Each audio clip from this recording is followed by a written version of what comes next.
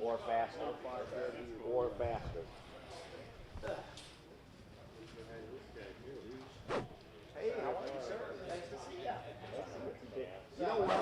I always enjoy it. That's the old school. The old one. Yeah, I like it. That's like 42 logos ago.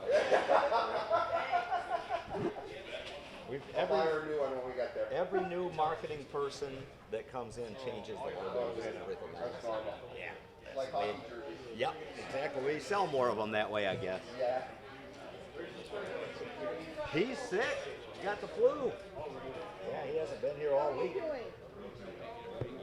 So he actually came Wednesday, no, Tuesday night to the hotel. He said, I'm feeling better, I'm going to be there Wednesday morning.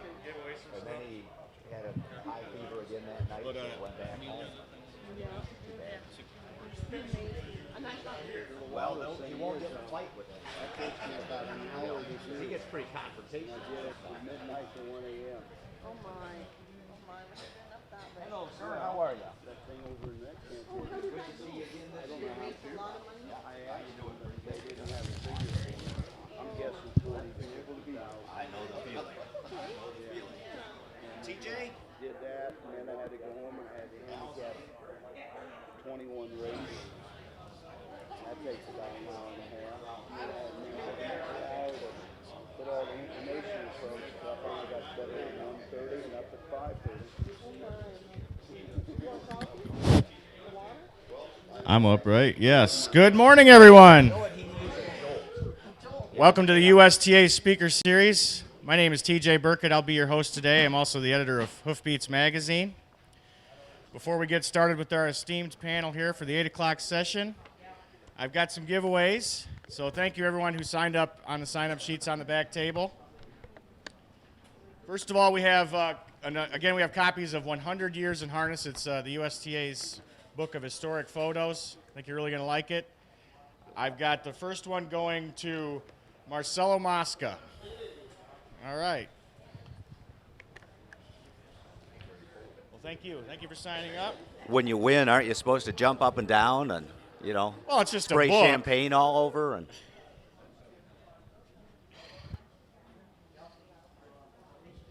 All right, I also have another copy of 100 Years in Harness, and I'd like to give this to Glenn Phillips. Glenn Phillips, where are you? Over here? All right. It's a short night. You went to the auction? Were you the auctioneer? Oh, well, congratulations. Happy 80th birthday back here in the fourth row. I'd like to go to that, but it takes so long to do the prep for all We finished at 8:30 and I got home by 9 and done handicapping by about 11 o'clock. The next giveaway I have is a Grand Circuit hat, courtesy of the Harness Racing Fan Zone. And this one will go to Mike McClintock. Oh, there you go. All All right. Congratulations. Thank you for coming in. I bought the case. I got another hat for Linda Shannon. All right. Thank you. All right. Well, let's get started. It's time to go. And let me introduce our panel here. They're gonna pick their jug winner for us, so we don't have to do it, and hopefully make us a little bit of money. We have two Hall of Famers here on our panel. First of all, we have an announcer at the Meadowlands Racetrack, also at Red Mile Racetrack during its Grand Circuit meet, and an analyst here on the Delaware County Fair simulcast broadcast. And from what I hear, he's carrying it himself this year with the absence of our third guest, Dave Manconi. So you can tell us what happened to him. But ladies and gentlemen, welcome Sam McKee. We also have another Hall of Famer with us, celebrating 50 years of calling harness racing here at the Delaware County Fair.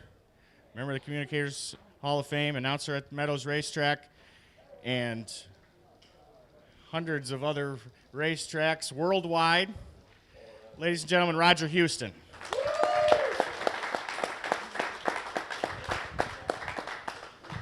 For those of you new to our situation here, this is the USTA Speaker Series. Our speakers are here to speak with you. So if you have any questions, raise your hand at any time during our proceedings, and I'll come over to you with the microphone, and then you can ask them questions. But we're going to start by talking about this year's Little Brown Jug.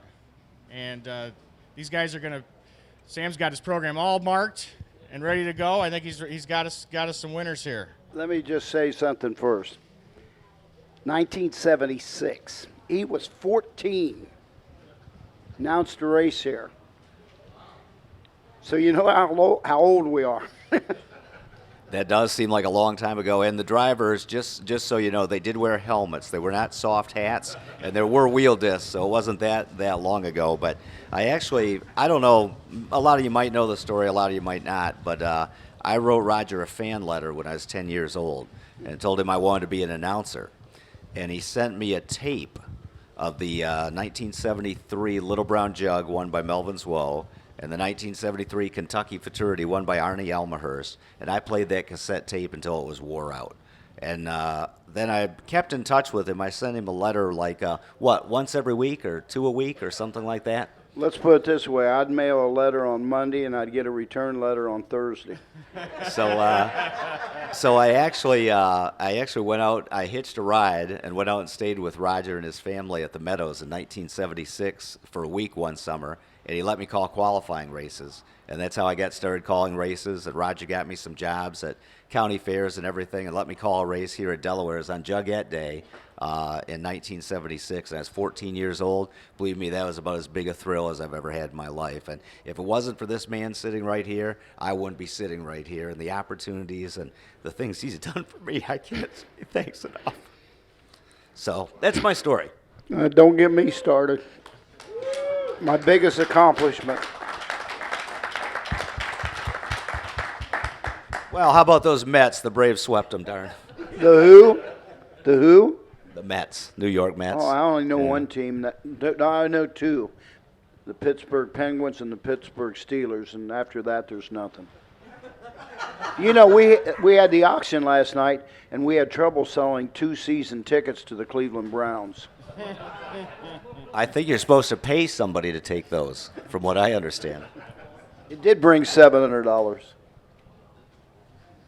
Well, let's talk Little Brown Jug. That's what everybody's here for, and it's very interesting because there's only 11 horses entered, but still the eliminations are pretty compelling to determine the post positions for the final. So 13th race, which is the first elim, betting line is going to be the heavy favorite. He's 3-5. TJ said hopefully we'd make you some money. Try a dime on $2. That's probably what it'll look like. And betting line to me is the best 3-year-old pacing colt out there. One caveat though, when he raced at Northfield Park, he did not get around the turns very well. Actually made a little skip, and even on the bigger tracks, he'll tend to cock his head around to the right and lean in some on the turn. So that is the only chink in his armor I've seen. Just a very fast horse. Dave Miller, of course, you know, he owns this racetrack. Casey Coleman's won the Jug before, so I think betting line's the one to beat. Lion Snyder is probably going to gun all he can and try to keep him parked out. Tactor says he has him sound, and the Burks actually had Lion Snyder as a 2-year-old early on, and they thought, or the talk was at the Meadowlands, he was going to be the greatest thing since sliced bread. So the horse does have a lot of speed and a lot of talent, but he's been his own worst enemy with lameness and with other issues. But Jimmy Tactor said yesterday morning, I've got him sound, I've got him good, and I think they're going to gun all they can. So could be kind of a shootout, at least in the early stages. What do you think? I like the things that's a little unusual. The owner of Lion Snyder, I met in Wales, and he's here today. You can take that for anything it means, but I saw him last night, and he said, I didn't come over here to get beat. But I think Betting Line will be the favorite, and it'll be awful hard to beat him, but Lion Snyder, might be a hunch bet. And if you want another horse to kind of round out the gimmicks, Dr. J. Hanover has been really good lately. And this horse went to Yonkers and won a ton of cheap races. And that really built up his confidence. And he's turned into a pretty nice horse and had been on quite a roll lately. And with the rail, he's going to be sitting up close for Scott Zeron, who's having the year of his life. This guy, he can do no wrong, man, after winning the Hamiltonian and everything. And really happy for Scott. And Check Six, who won the Pennsylvania Sire Stakes, is probably the best of the Burke Brigade. And I think Yannick was also named on Lion Snyder. And I can't wait to talk to him later today when we interview him and see what went into his choice, if it was the Burke loyalty or he thinks Check Six is actually a little better. I was told even before the draw that he would be driving Check Six regardless of who he was named on. So it was no choice, really. He was committed to Ron Burke and Check Six. Ron Burke wouldn't admit that, but there was a commitment, believe me. And the other Burke horse, Fernando Hanover, in that elimination. That's the one that they thought would be the upset winner in the Adios. They loved Fernando Hanover going into the Adios. And Ron Burke will probably sell most of these 3-year-olds at Harrisburg just because he's got so many older open pacers. But he did say Fernando Hanover is the horse we'll probably keep because we don't feel like we've gotten the best out of him yet. So, interesting dynamics there. I think Betting Line wins it. I think Lion Snyder will probably be second, and Check Six and Dr. J. Hanover or Fernando Hanover make the final. I went 5-3-4. So Betting Line, Lion Snyder, Check Six. Gotta love the chalk dust that's sprinkling down on you right now from all our picks here, huh? Mm.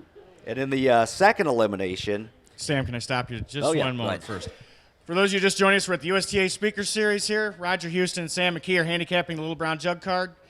We have free coffee and donuts courtesy of the Ohio Harness Horsemen's Association, and we have programs for you as a thank you for coming in. So if you need a program, raise your hand and we'll run over and grab you one. We are on race 14. Take it away, Sam. And the other good thing, since Dave Bianconi is not here, the donuts will last a lot longer. So that is definitely a positive. I've never seen a guy who could eat donuts that fast in my life. 14th race, second elimination.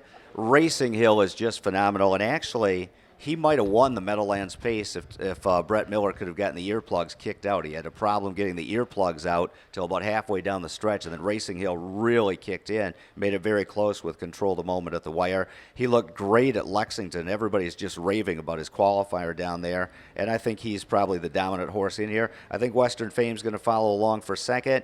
I like the Burks, third and fourth, Manhattan Beach and Big Top Hanover. And to me, this is the easier of the two elims. Racing Hill may not have to work as hard in his elim as Betting Line might have to work in his, if that means anything for the second heat.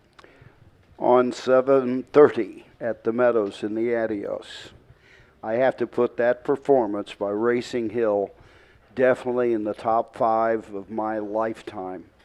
It was unbelievable to watch from the get-go. They went to the quarter in 25-2, and he was almost hung to the quarter. They took him out as far as they could. Now, you'd think he would give him a little breather. He went right on down the pike, 52-1. Tony Alagna said when he went by him at the paddock, he says, I felt very comfortable because I knew when Brett popped the earplugs, he would open up by 3 lengths. They get to the 3 quarters. Nobody's challenging him. He's still going right down the pike, 120-3. He popped the earplugs halfway around the final turn. He opened up 3 lengths in less than a second, it seemed like. And then he wins it in 148-4. And it was one of the most dominating performances I've seen. I'll put others up there maybe ahead of it, but man, one of the top 5. So we all agree on 210 horses in the eliminations, Betting Line and Racing Hill. So then you've got cousins, David and Brett. And this is just, who knows how things will actually turn out. Post 1 and 2 in the final could be a very interesting slugfest, because if they let Betting Line go, I don't know if Racing Hill can come back and beat him. So I would guess that they're just going to barrel into the turn about all they can go, and we could see just a tooth and nail slugfest, at least somebody clears the lead. I don't know how true this story is, but I got it from what I called reliable sources. Tony Alagna apparently made this statement to some people that Racing Hill would not be in the jug because he didn't want to go 2 heats. A top driver in harness racing said, "You're making the biggest mistake of your life. I've driven 14 horses 2 heats, and it hasn't hurt a single one of them." Facebook lit up like a birthday cake, mine with 74 candles on it, and Tony Alagna changed his mind, and he's here.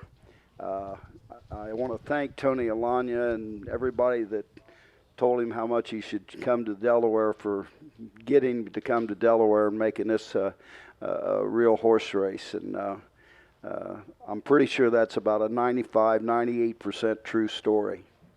So I didn't know any drivers who'd driven in 14 2-heat races knew how to Facebook or Twitter or that sort of thing. I tell you, there's only probably one driver that's raced 2 heats 14 times in all of harness racing. So big time driver, so you ought to be able to figure out who it is. I didn't know he was on Facebook.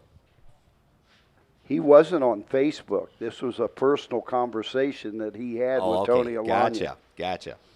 And like anything else, it made it on Facebook, right? Yeah. That or YouTube. I may have put it on Facebook. I don't know. We're not sure the initials of who put it on Facebook, but it may have been Roger Houston. No, I thought you was going to give away my secret of who said it.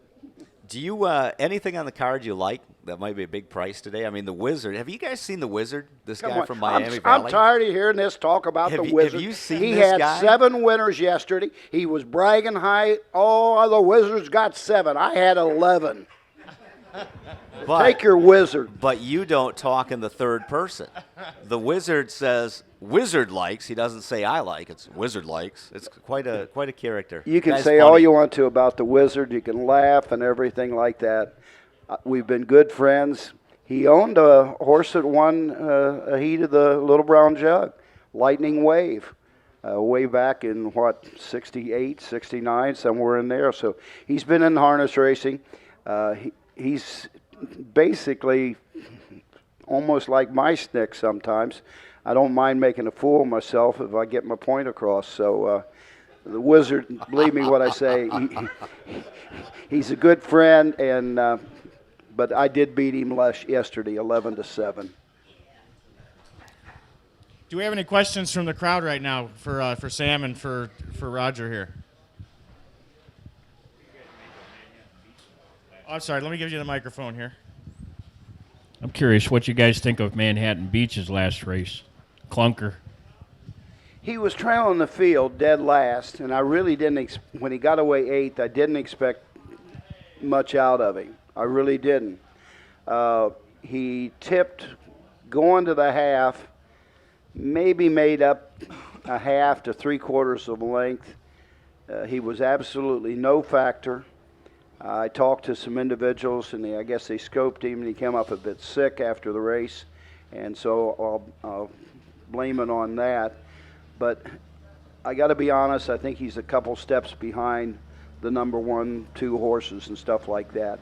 Something out of the ordinary will have to happen for Manhattan Beach to win the Little Brown Jug. And I think they'll be happy if he's competitive and finishes 2nd or 3rd. I really do. I don't think they're going into the race thinking they're going to win. And I see some of the owning connections who have been good friends of mine for years, and they know I like Manhattan Beach. They know I like the owners and such, but that's true reality. The 5/8 mile tracks, and I'm just speaking in general terms, play like half-mile tracks nowadays as far as speed. And when you get away in the back, the horses are just too good. I mean, how are you going to make up ground? He would have had to pace his last 3 quarters in like 1:21 or something like that just to catch up to the leaders, and that's almost impossible to do. But nobody thought his brother, Limelight Beach, was going to win the jug either a couple years ago. Did you really? I walked up to Charlie Wingfield Before the race? the draw, and I says, when you win the Little Brown Jug, I'm coming to you and talk to you as the owner of the horse. I know they're pretty excited just to be in it. Just to be a part of the jug, if you're from Ohio, is a special deal. So we wish them all the best. Great people. Anybody else have any questions, comments, or observations? Oh, come on. I think they're waiting for the real superstars, Dave Miller and people like. Oh, here we go. Yes, sir. Oh, I'm sorry. Let me bring the microphone over for you. What's the future of this race at this fairgrounds? Come on, Roger. You had a whole meeting about this yesterday morning. Well, let's put it this way. If it hadn't have been for the passage of the bed tax in Delaware County, I think the future of not the Little Brown Jug, but the future of the Delaware County Fair would definitely been in jeopardy. To the point, there might not have been a Delaware County Fair. And then the next scenario would go who would have the rights to the Little Brown Jug, and that would have to be decided by a group that I'm a member of, is the Little Brown Jug Society.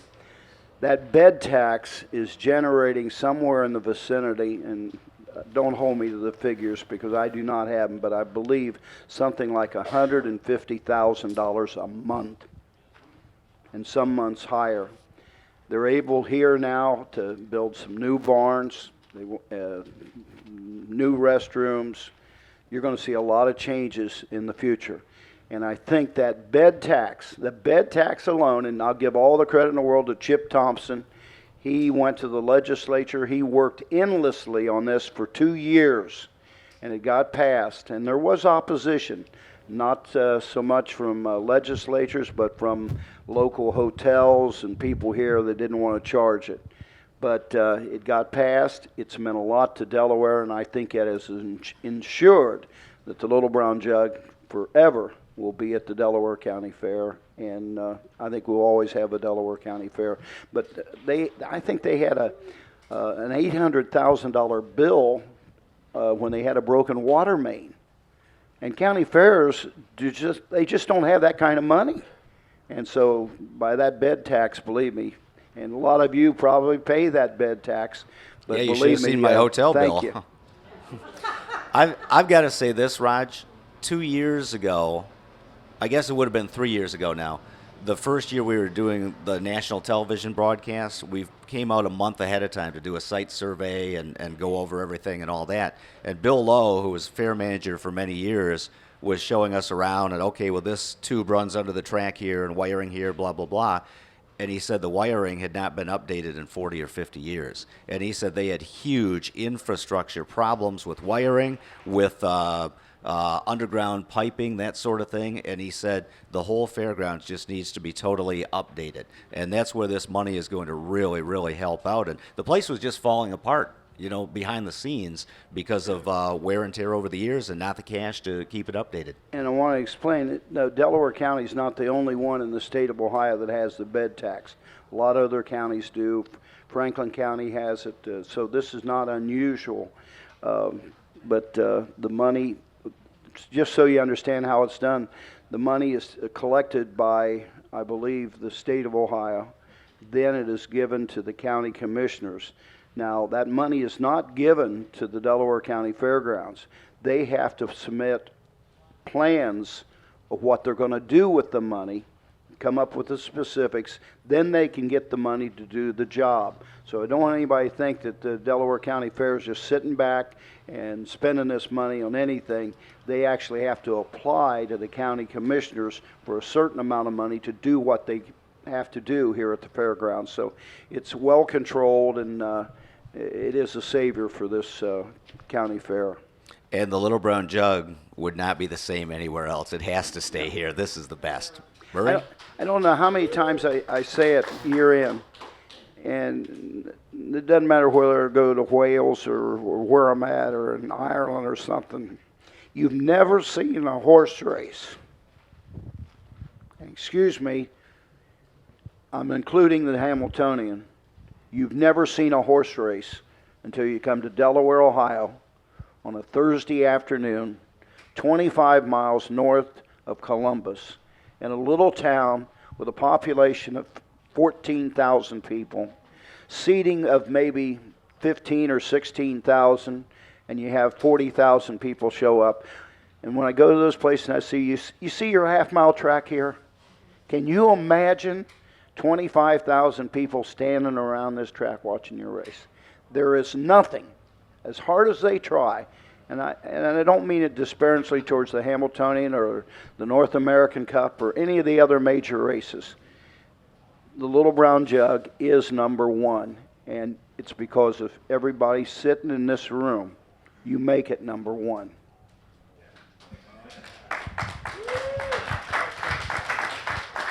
Gentlemen, we do have a question here in the back. Let me Wait, here's. I was afraid of this. let me ask that same question, Roger, in terms of the race itself and its future. This year, you've got 11 entries, far less than usual, and certainly close to the lowest number ever. You've got 3 or 4 stables making these entries. You've got competition in the way of purses from everywhere.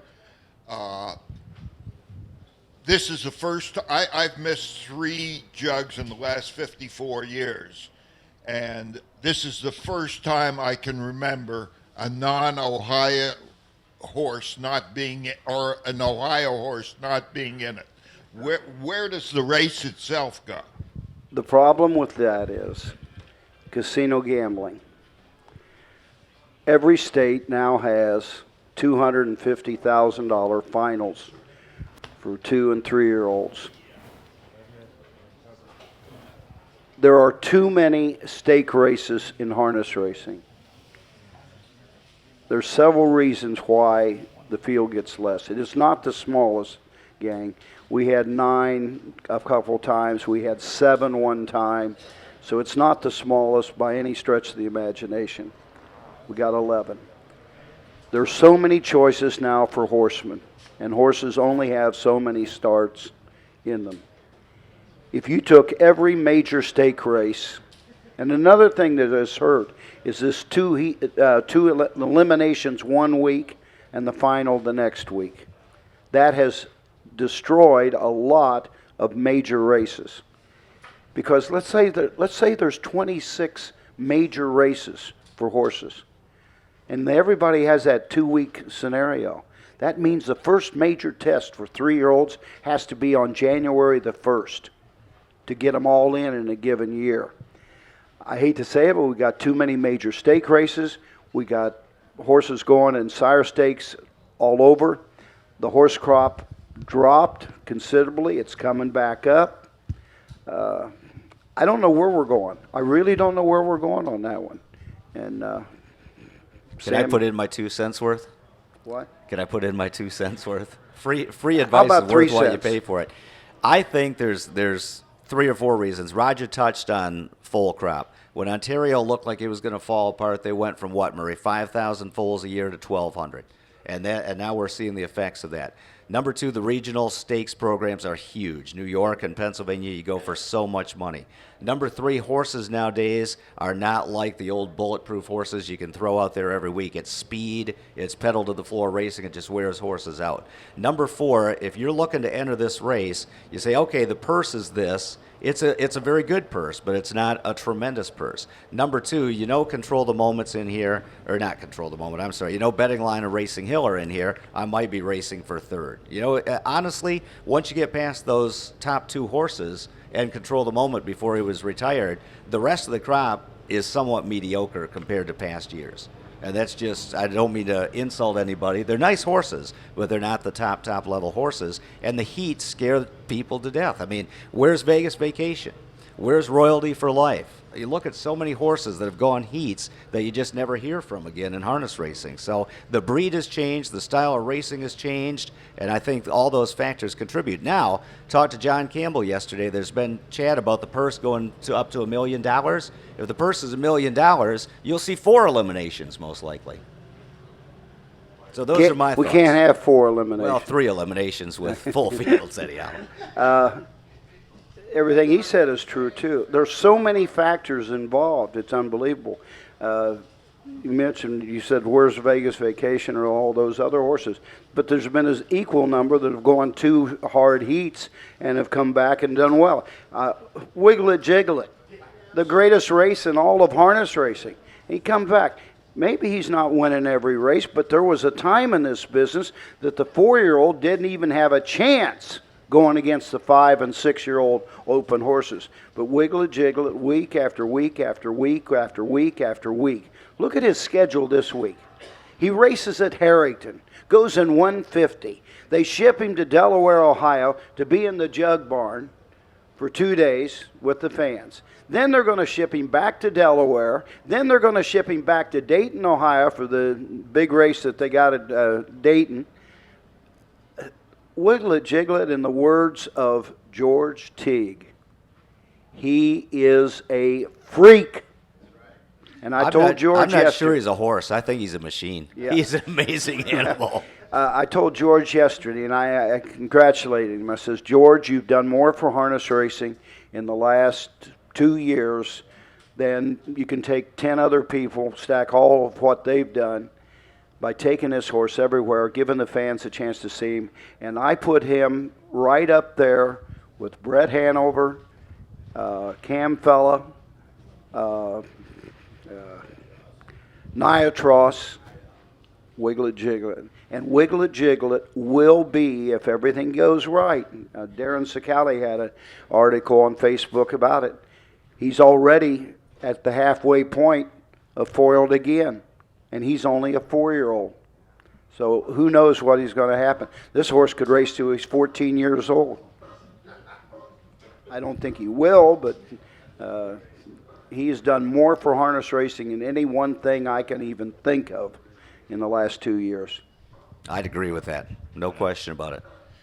And if you ever get a chance to meet George and Montrell, they're 2 hell of a good guys in the world.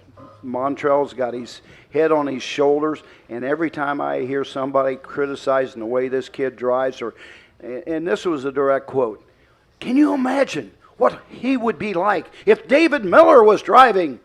Wiggle It, Jiggle It. Nothing against David Miller, but Montrell Tig does not deserve the cheap shots that some supposed great handicappers and stuff put on his shoulders. He's a good young man, and he's doing a great job and drives the horse pretty dang good. By the way, 998 career wins for Montrell Tig.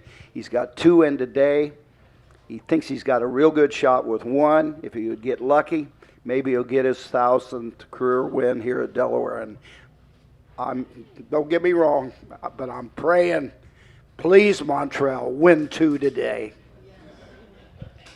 All right, we're with Roger Huston and Sam McKee. We have time for one more question for these guys. Yeah, we got Murray has another question for you. Thank goodness Murray is here. Nobody would have asked a question, Raj. Oh, you should have been in Ireland. I mean, Murray Brown was a rock star. I never seen anything like it. I mean, everybody come up to Murray. Always. Of course, I got all the women. He got all the men.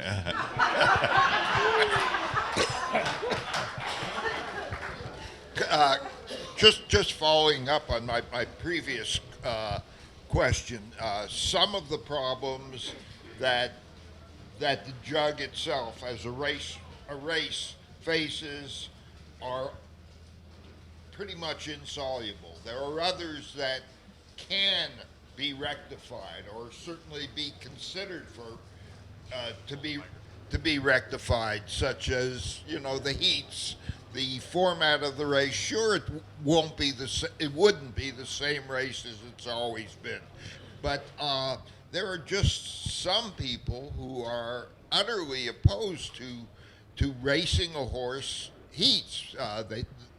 Whether right or wrong, the feeling is you can destroy a horse doing it. This was discussed yesterday at the Jug Society, and there was a rule passed that the third heat will be eliminated from the Little Brown Jug. Horsemen love it, and I'm still of the opinion that the fans want the third heat. We haven't had a third heat since, I think, 2000. But you have to think about the horse. And I'll be very honest, and I'll tell you the vote, if there was, I don't know how many there was, it was maybe, let's say 30 was there. The vote was, I think, 23-7 to do away with the third heat of the Little Brown Jug. I could not vote for that. I know it. I know it's rough on the horse, but without fans, we don't have a horse race. And I guarantee you that 80% of the fans want that third heat and hope for it each year. I'm not sure exactly when it goes into effect. It's under the discretion of the Little Brown Jug Society, and I'm pretty sure it goes into effect next year. And it'll be with basically the same format that we have for the Jugette, which means first heat for post positions, second heat will be the final, and I think that goes into effect next year. Don't hold me to it, but it might be the year after that. But Murray, there are changes, and basically because of the horse. They feel that it's just too much to ask for them, and I can't argue against that, but I could not vote for it. I couldn't do it. And there were 6 other guys in the room that agreed with me. And I'll tell you, the 6 other guys were all 50 years and older. That's not old. Oh, how old are you? 54. Woo! And the other thing that was changed yesterday, the winners will still draw for posts 1 and 2. Rest of the field will be an open draw for the second heat. You're right. It'd be an open draw. So you could actually finish second and end up with the 8-hole. Woo! That may be a big change. And that is done to make the race more competitive. Got to say one thing. I was tickled to death for John Campbell to win yesterday in the Jugette. and seeing John win 80 zillion races, and that was about as excited as I've seen him in a long, long time with the fist pump after the finish. And the guy might be 61 years old, but he can still get it done. And that was a tremendous drive, and I was just tickled to death for John Campbell. I think everybody is tickled to death for John Campbell when he wins, but he's facing the reality, I'm sure, of every other driver in the sport of harness racing. As you get older, I mean, at one time, Bill Fay was the number 1 guy at the Meadowlands, the number 1 go-to-2 guy. Then the young kids come along, somebody else. It's happening to my best friend, Dave Pallone. He doesn't get the first call like he used to. He's not even here this year at Delaware, but he can still win horse races. And it happens to John. He's not getting the drives that he has got in the past, but when he gets the drive, he can get the job done, believe me. But there's something about these owners, trainers, they want the young guns out there driving their horses. All right. Well, by the way, the worst thing ever happened in harness racing, the catch driver. Give me the days of Billy Houghton. And Good thing Stanley we're almost Dancer, done, isn't it, TJ? Howard Bison. yeah, you can't leave us hanging with that. So please elaborate on why that was such a bad thing, Roger. I know I use that as a shocker when I do speaking engagements because it makes him shock up. One time I went up to Canada and I'm speaking, and I really laid it on some beach somewhere for skipping the jug. After it was over, one of the owners of some beach somewhere came up to me. He says, you know, you're right, but we had to do what we did. So these are personal things, and you got to have personal feelings. I'm sorry. Murray would agree with this. If Earl Avery would have used a catch driver, Meadow Skipper would have never lost a race.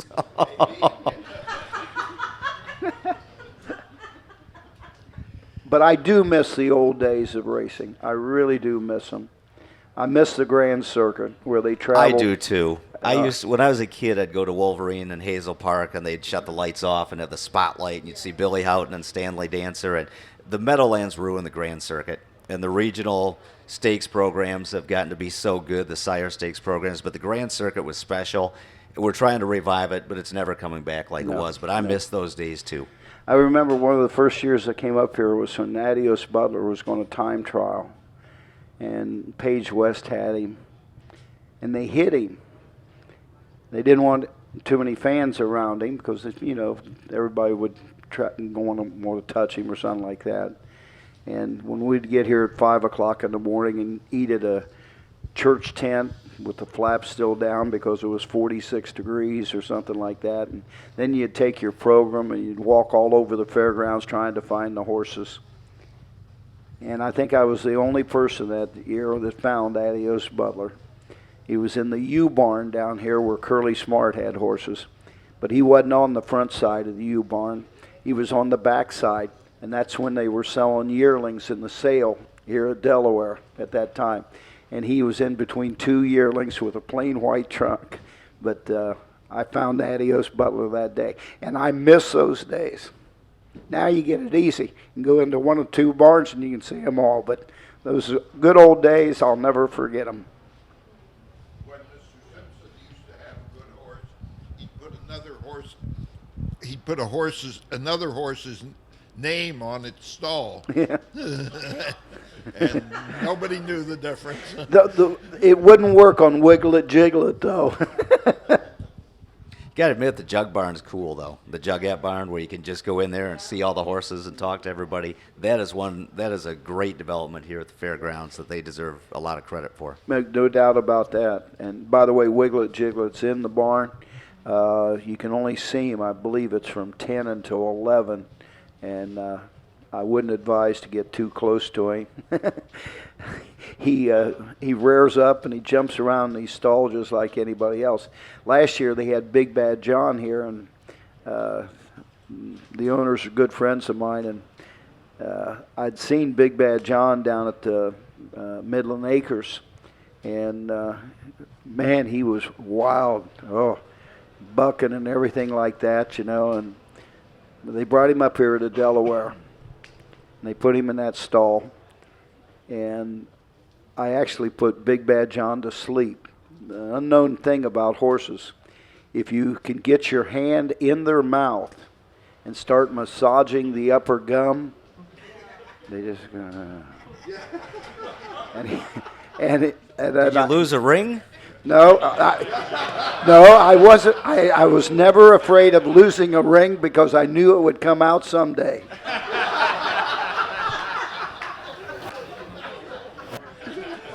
Save it all! I want my ring back. No, but that's seriously. You remember on Armbro Expert? Armbro Expert. No, I don't. That was the race you called, and I was in the Billings Amateur Trot, and I'm going down I come to the half, and Paul Spears is on top, and he's bearing out in the lane and everything like that. And I thought, well, phew, if he's bearing out that much in the lane coming to the half, what's he going to do coming home? So coming home, or at the three-quarter pole, Sam's announcing the race, and he says, and I think it was Ned E.M. or somebody's. Ned E.M.'s on top. Somebody's moving up on the outside second. Roger Houston's going to have to back out and come three wide. If you look at the videotape, I'm shaking my head. No. Anyway, I come up the inside and win the race for fun. Judges called Paul Spears after the race and said, did you let Mr. Houston come up the inside? He said, I wouldn't let my mother come up the inside. He said, well, I'm sorry, you get 3-day suspension for it. It's the only 3-day suspension Paul Spears ever got. But Armbro Expert, the secret to him was massaging the upper gum before we'd go to the racetrack. His nostrils would start watering and everything, and he that's where I started, and I continue to do it. I'm not going to try it with Wiggle It, Jiggle It.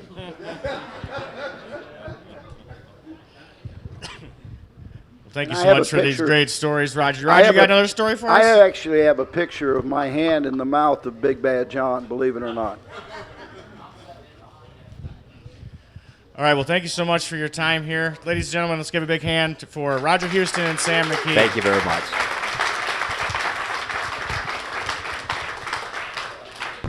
We'll be back on in about 10 minutes with trainer driver Anthony McDonald. He'll be telling us all about his new fractional ownership group called the Stable.ca.